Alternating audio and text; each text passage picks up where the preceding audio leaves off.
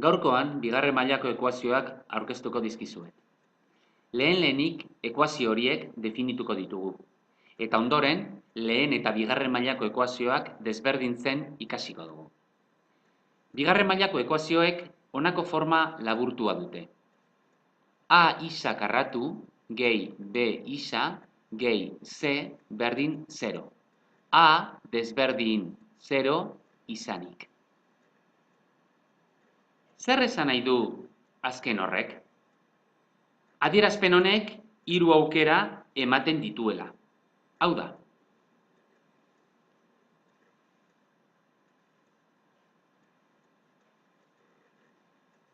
Alde batetik, A isa karratu gehi B isa gehi C berdin 0 bezalako adierazpenak aurki ditzakegu. Baina, A isa karratu gehi C berdin 0 adierazpenak ere, B berdin 0 denean. Eta azkenik, A isa karratu gehi B isa berdin 0 bezalakoak ere, C berdin 0 denean.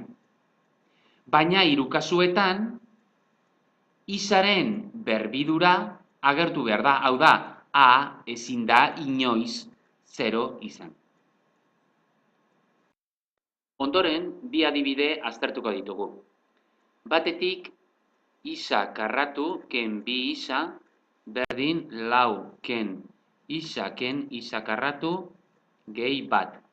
Eta bestetik, isa karratu ken bi isa berdin lau ken isa gehi isa karratu gehi bat.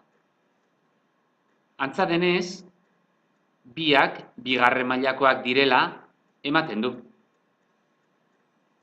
Bi ekuazioak forma laburtura eramango ditugu konprobatzeko. Lehenengo kasuan, parentesiak kentzen baldin badugu, isa karratu ken bi isa berdin lau ken isa gehi isa karratu gehi bat. Gai guztiak lehenengo atalera eramanez, isa karratu hau lehenengo atalera, minus isa karratu. Ken bi isa, lehenengo atalera eramanez, gehi isa, eta lau eta bat lehenengo atalera eraman ondoren, minus lau, ken bat, berdin 0. Lehenengo atala laburtzen baldin badugu, isa karratu ken isa karratu desagertu egiten da, minus isa, minus bi isa, gehi isa, minus isa lortzen dugu, eta minus lau ken bat, minus bost, berdin 0. Beraz, bigarren mailakoa ematen zuen, baina lehenengo mailako ekuazio bat dugu. Bigarren kasuarekin, gauza bera egingo dugu. Isa karratu ken bi isa berdin lau ken isa karratu gehi bat. Gaiak lehenengo atalera eramango ditut. Isa karratu gehi isa karratu ken bi isa, hau lehenengo atalera gehi isa, lau eta bat lehenengo atalera eramanez, minus lau ken bat, berdin 0. Kontuak eginda, isa karratu gehi isa karratu, bi isa karratu. Minus bi isa gehi isa, minus isa eta minus lau ken bat, minus bost, berdin 0. Kasu honetan, naiz eta bi ekuazioak oso antzerakoak izan, bigarren mailakoa lortu dugu.